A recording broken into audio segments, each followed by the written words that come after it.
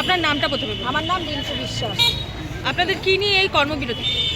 আমাদের দীর্ঘদিন থেকে বেতন বৃদ্ধি হচ্ছে না, মানে সাম্মানিক ভাতাটা সেটা বৃদ্ধি হচ্ছে না।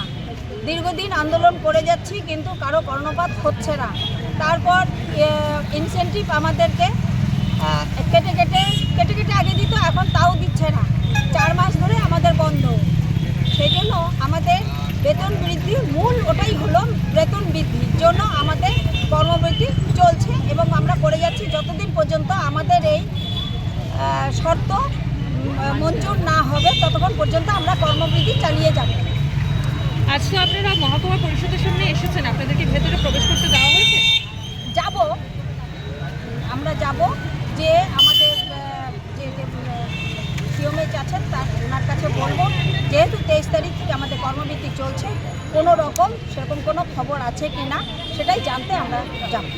এই যে আপনাদের কর্মবিরতি চলছে তাতে কি কি সমস্যা হতে পারে? যাদেরকে আপনারা এই পরিষেবা দেন তাদের কি কি সমস্যায় পড়তে হতে পারে?